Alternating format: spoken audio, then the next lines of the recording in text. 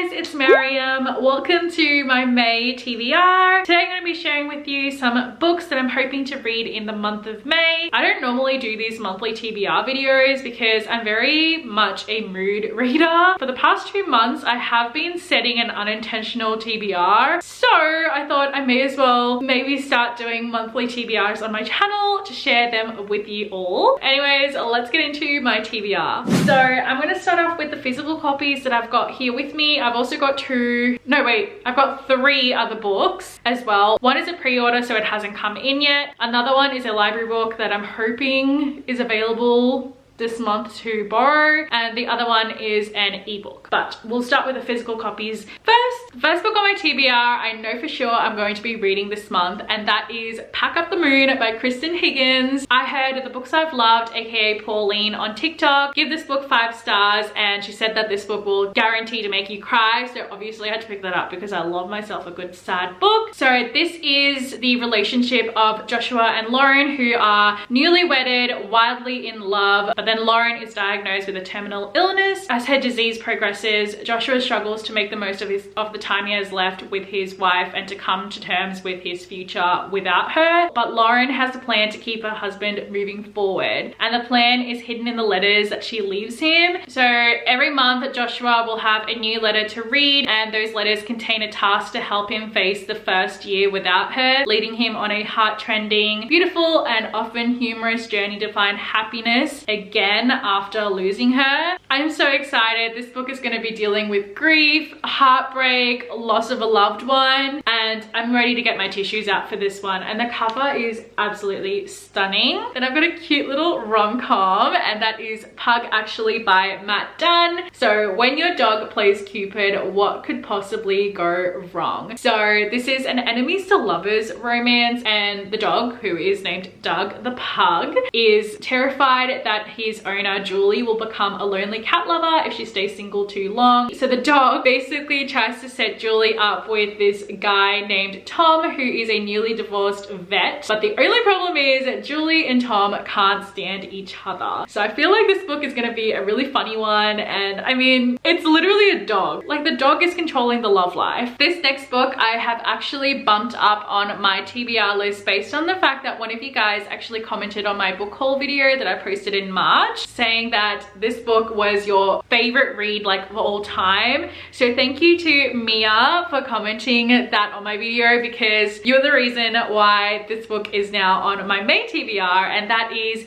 The 7 Husbands of Evelyn Hugo by Taylor Jenkins Reid. This is following the reclusive Hollywood movie icon Evelyn Hugo, who is finally ready to tell the truth about her glamorous and scandalous life. But when she chooses unknown magazine reporter Monique Grant for the job, no one is more astounded than Monique herself. Why her, and why now? Summoned to Evelyn's luxurious apartment, Monique listens to in fascination as the actress tells her story from making her way to LA in the 1950s to her decision to leave show business in the 80s, and of course the 7 husbands along the way. Evelyn unspools a tale of ruthless ambition, unexpected friendship, and a great forbidden love. Monique begins to feel a very real connection to the legendary star, but as Evelyn's story nears its conclusion, it becomes clear that her life intersects with Monique's own in tragic and irreversible ways. I'm just very excited for this book because I've seen this book trending all over TikTok. A lot of my favorite book creators have rated this 5 stars. I've had you guys recommend this book to me, so I'm excited. This book I have been wanting to read for a very long time.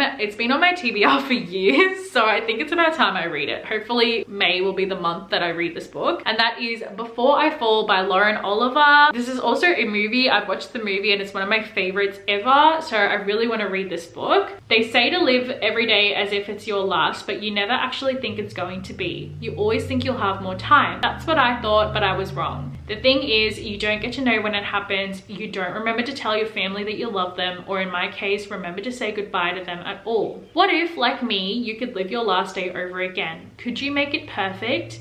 If your whole life flashed before your eyes, would you have any regrets? Are there things you'd want to change? The movie honestly changed my perspective on life and really like was a wake-up call for me. Then I found out that it's based on a book, so obviously I had to pick up the book, and it's just been sitting on my shelf for a while, and we'll see if I get around to reading this one. I really hope I do get to read this book this month, and because it is the last month of autumn here in Australia, I want to read The Nature of Witches by Rachel Griffin before autumn is over, because this is very much like an autumnal book. This is technically like a fantasy book because it's about witches. So we have Clara, who is an ever witch whose rare magic is tied to every season. This book actually is split into 4 parts, and the 4 parts are summer, autumn, winter, and spring. And I believe all the witches have their own powers in each season, but Clara is an ever witch, so her magic is actually tied to every season. And in autumn, Clara wants nothing to do with her power because it's wild and volatile, and the price of her magic, losing the ones she loves, is too high, despite the need to control the increasingly dangerous weather. And in winter, the world is on the spectrum of disaster because there are fires burning, storms raging, and then Clara finally accepts that she's the only one who can actually make a difference. And in spring, she falls in love with the witch training her, and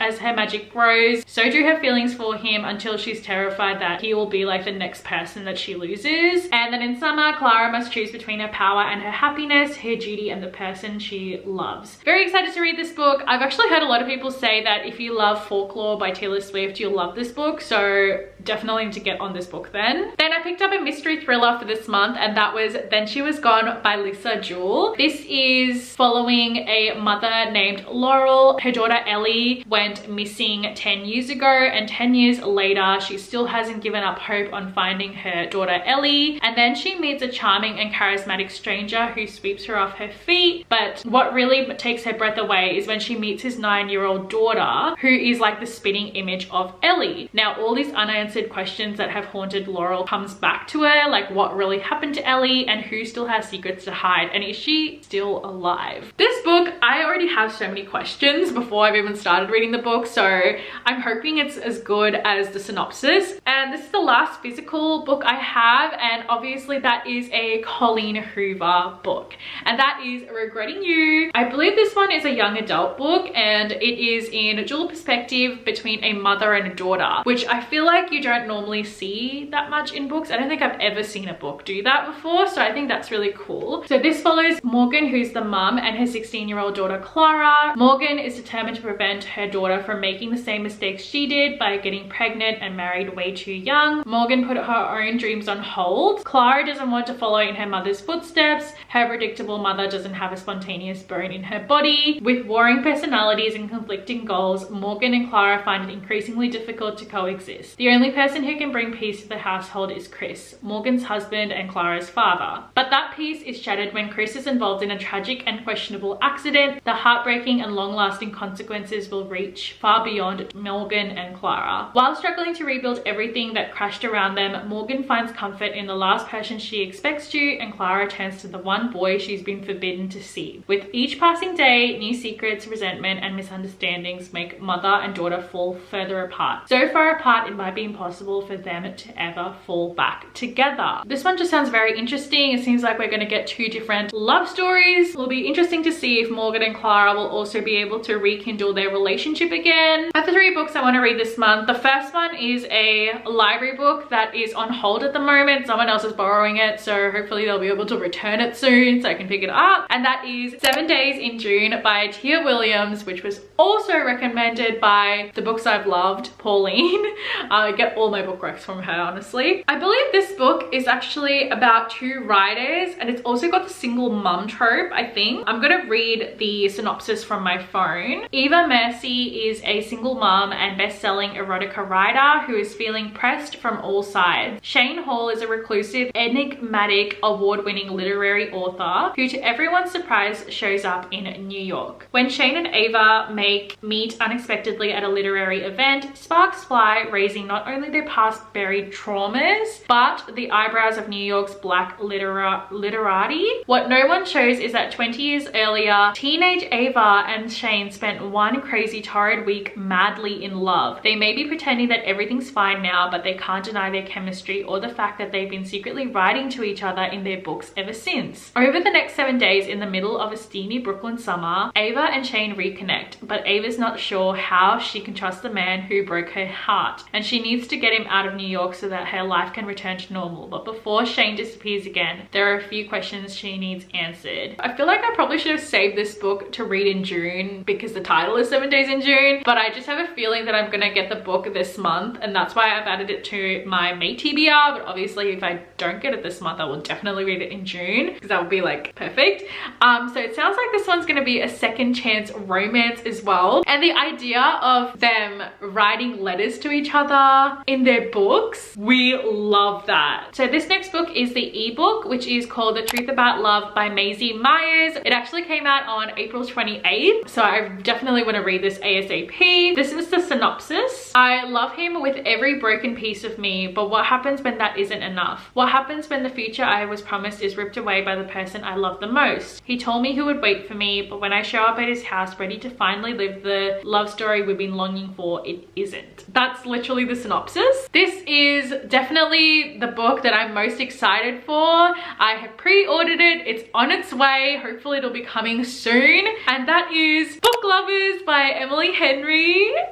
I'm so excited to read this book. Oh my goodness. This is an enemies to lovers summer romance. Nora Stevens' life is books. She's read them all and she is not that type of heroine. Not the plucky one, not the laid back dream girl, and especially not the sweetheart. In fact, the only people Nora is a heroine for are her clients, for whom she lands enormous deals as a cutthroat literary agent, and her beloved little sister Libby, which is why she agrees to go to Sunshine Falls, North Carolina for the month of August when Libby begs her for her sister's trip away. With visions of a small town transformation for Nora, who she's convinced needs to become the heroine in her own story, and instead of picnics in meadows or run-ins with a handsome country doctor or bulging four-armed bartender, Nora keeps bumping into Charlie Lastra, a bookish, brooding editor from back in the city. It would be a meet cute if not for the fact that they've met many times and it's never been cute. If Nora knows she's not an ideal heroine, Charlie knows he's nobody's hero. But as they are thrown together again and again in a series of coincidences no editor worth their salt would allow, what they discover might just unravel the carefully crafted stories they've written about themselves. I am literally so excited to read Book Lovers. I loved You and Me on Vacation by Emily Henry. That is definitely one of my favorite books, so I'm very excited for Book Lovers. Anyways, those are all the books I'm hoping to read in the month of May. Will be interesting to see if I get around to reading all of those books or if my TBR changes throughout this month, but you guys will definitely find out when I do my May wrap up at the end of this month. But I hope you guys enjoyed watching this TBR. Let me know if you guys want me to do more TBRs in the future, and give this video a huge thumbs up if you enjoyed this one, and let me know in the comments down below what is one book that you're hoping to read this month, and subscribe to my channel down below. I post new videos every single week, and follow me on my social medias. I have a personal Instagram as well as a book Instagram, which I'll have both linked down below, and I'll also have my Goodreads and Amazon wishlist linked down below too. And I will see you all in my next video. Bye!